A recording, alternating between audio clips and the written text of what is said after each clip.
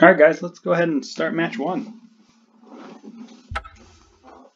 I have high hopes for this deck. It has a definite potential of being a 3-0 deck. We will see. It could have been better with some things like Deny the Divine or some other like counter spells that would be, or early like flash like another Vexing Gall or things like that to make the hippocamps a little bit better. But all in all, I think it's going to be a very good deck. So let's see if we can play well enough to do it justice. Well, here we go. Match 1. We won the die roll, and we will be on the play because we want to get to our late game quicker. And since we're on the play, I will keep the 5-land hand because we also have a card draw spell that will let us pitch some lands for better spells. So we will keep it. Play our island and ship the turn.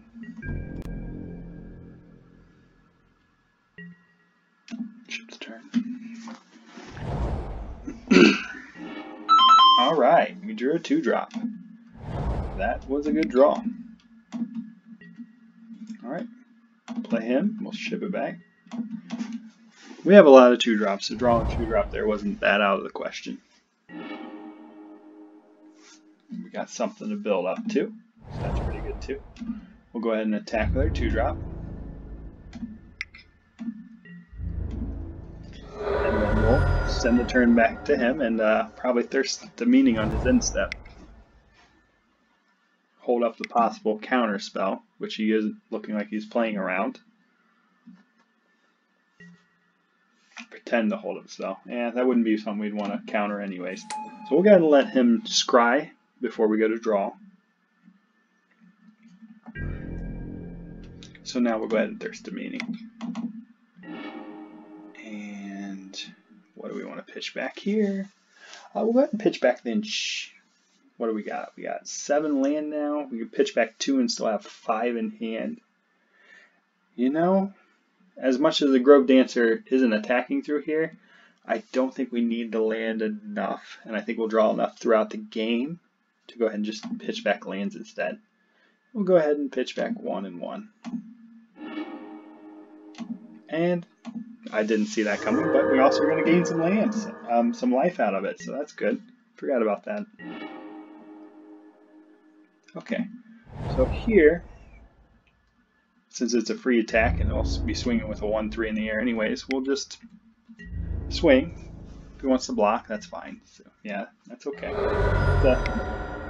It's a free attack. We'll go ahead and play the less mana efficient thing and the Grove Dancer because I want to save the Gall, seeing as it's not swinging through there, but I kind of want to save it in case we draw a Hippocamp later. Did not like seeing that. And he's gonna grow his Thaumaturge. Is that what it's called? Something. That bird, he's gonna get it bigger. Or he's gonna grow his Eutropia. Yep, Eutropia. He chose to do that instead. Okay. So, I think the Eutropia is a good target for Eumorphosis at least. Okay, that actually gives us more options than just doing that. So, we have a few options here. If we want to, we can Ichthyomorphosis the Eutropia and swing with both creatures. We could bounce the Eutropia and swing with both creatures. Or we could leave it alone and hope that we draw a land and fight the Eutropia. I think the best thing to do is to minimize that Eutropia's effect right now. So I'm going to Ichthyomorphosis. And doing this also allows me to hold up 2 instant speed things in case I draw a Hippocamp later. And we have 2 in the deck, so there's a good chance of that happening. So, given we did that, if we swing, he's going to double block, and we're only getting rid of 1, 1, 2. So we would be kind of 2-for-1-ing ourselves since we put that on him. So I don't think attack's worth it. So we won't attack there. And we can always hold up Stern Dismissal if we want to bounce somebody. And then we'll take one all day. That's not a big deal.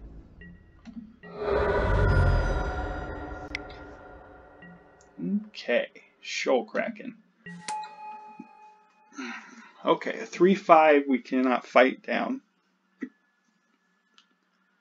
We have an option because next turn we want to draw a land and punch something, potentially.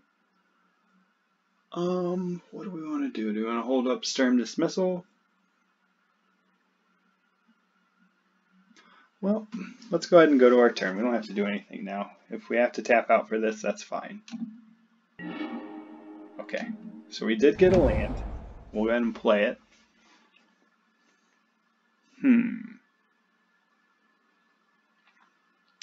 I think what I'm leaning towards is, had we not used the Ichthyomorphosis, we would probably be hitting the Eutropia with this guy. But now our targets are not very good.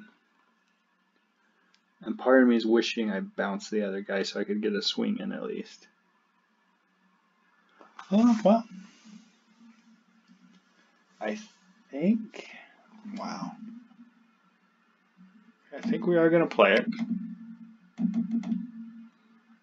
Question is, what are we going to fight? I mean, the flyer is getting in repeatedly. This is a couple turns from actually drawing cards. And Eutropia I already used a card for, so I don't want to fight it. I'm going to fight the flyer, although it doesn't feel great.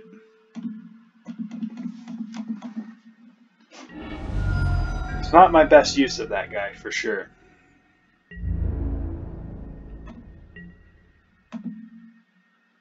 Again, I'm trying to hold up my instant speed cards and hope that a Hippocamp might come later, but we're getting to the point where we might have to use them. And also, killing the flyer also lets me get my Gall to be able to be used later. Looks like he got a swamp out of there. So he's splashing black for something, which could be on multiple things.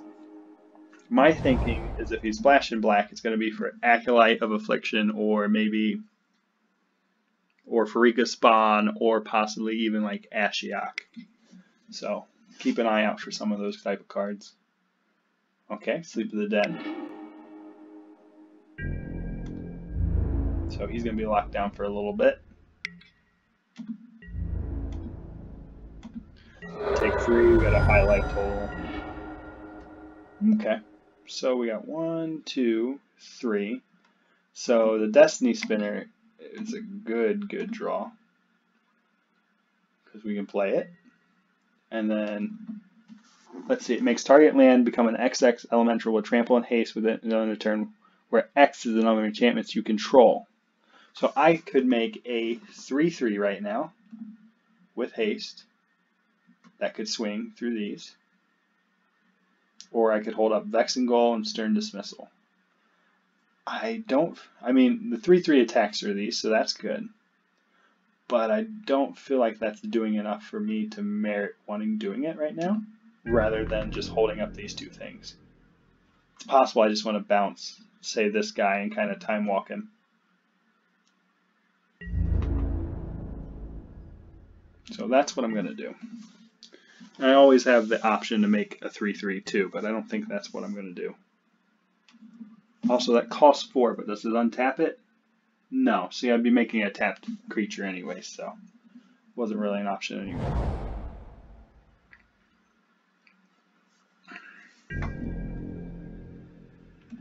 Okay. Alright, well, I've held up the Vexingol long enough. I kind of want to get it out there, and I kind of want to start swinging. Looks like he's holding up his 7 mana to draw 2 cards here. So, I'm going to Vexingol now. I'm still going to hold the Stern Dismissal. Bouncing that doesn't really matter to me at the moment. Okay, Return to Nature.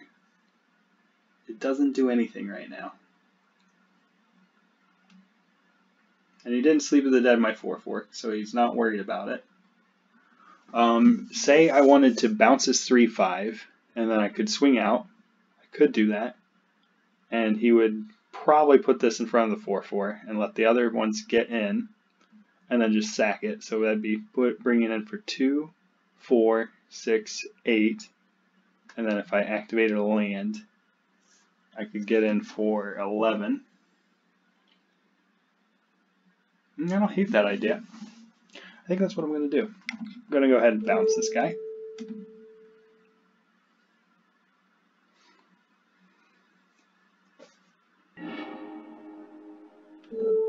Then I'm going to choose this land and make sure not to tap it.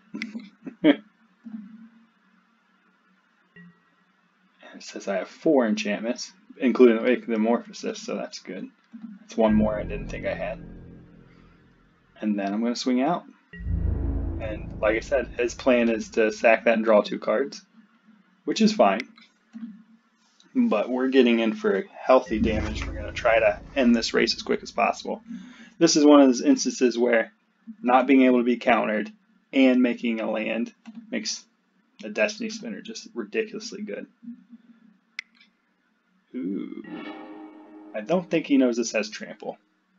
Okay, so he didn't block the right person.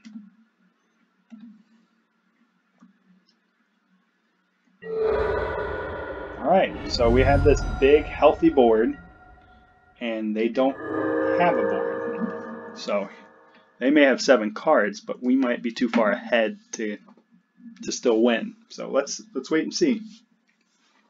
We did. We got there. And then we were also drawing another creature that kills something. So we're in pretty good shape. Alright, let's take a quick look at what they're doing before we go to the sideboard. Looks like they got 1 flyer, not many other, but this makes flyers. So I'm honestly still considering bringing in a Plummet. Blue has flyers, and Eutropia makes flyers, so Plummet still could be a consideration. With Blessing, so I gotta assume if they have Eutropia, they have a bunch of constellation effects, so they got a bunch of enchantments, so the Return to Natures are probably still pretty good. Okay, let's go to the sideboard. Come on. Okay, let's take a look. So we didn't see the fatties out of them, so I'm not going to put the Viper in, and there's a possibility that they make the fatties fly, so there's not going to be any reason for that. They weren't aggressive enough for the life gain. I don't feel like this is a deck, controlling enough deck to need the Huntmaster or this guy. So we're considering Plummet. And again, we don't need him because they're not aggressive enough. We're not in a situation where we think they might get milled out, or we're needing to mill ourselves. Sleep of the Dead really doesn't stop much. Not that we've seen. So we want to consider Plummet.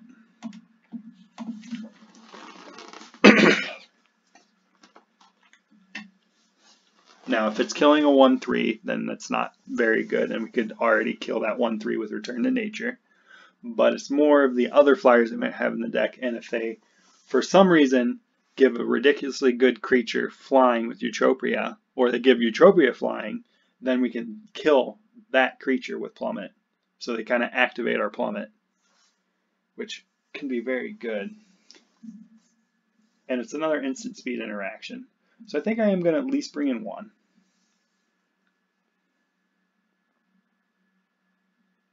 And I think I'm going to take a Chain of Memory out for it. And then we're going to submit. I didn't want to bring in 2 in case they don't hit their Eutropia, and that's their only way of getting flyer. If they do, if that is, then it's not a very good sideboard plan. This hand is good, very good. So we're going to keep it, definitely.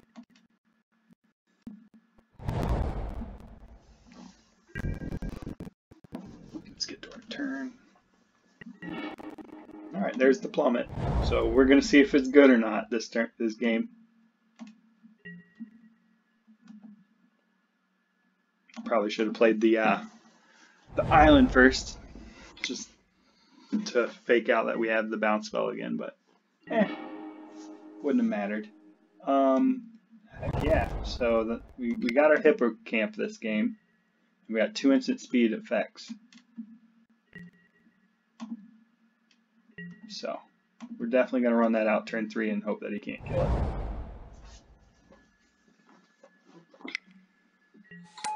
Alright, bird again, so that's fine. That's at least something to kill with Return to Nature if we want to. Chain to Memory. Alright, so we got a look at our hand and look at our hippocamp. This hippocamp has a chance to draw 3 cards right now. And that's just awesome. Well, again, we have no reason to not attack here, so if there's ever a chance of him not blocking, fine. He'll always block, but you always want to attack like in these situations in case you can get in free 2 damage. It's what they call a free roll. So we yield through and hope they can't kill our hippocamp, because if they can't, then we're really going to be doing things. We got 3 different spells that can draw cards on their turn. And if they kill our hippocamp, we play a typhoon, so it's not the end of the world. Okay. Alright, we're going to see what they got. Final Death. Yep, they had a way to deal with it. Which is alright. Like I said, it's not the end of the world. We got another one in the deck. Lucky enough. And we got a typhoon. So we're going to do what we did again. Attack. They're going to block. They're not the type of deck that plays bump spells. They're tapped out anyways. Now, eventually, there may come a time when you're doing this and you keep fake attacking and they keep jumping and then you draw something and they go, well, he didn't have anything any other turns, and then you can get them with it. Well, okay. Couldn't deal with a 4/4. Well, that's the end of that match. Not sure what happened. Let's see what we drew. Okay, we play that and draw an island. Cool. But we didn't even need our bombs for that game, so we'll go on to match 2 in a minute. See you there, guys.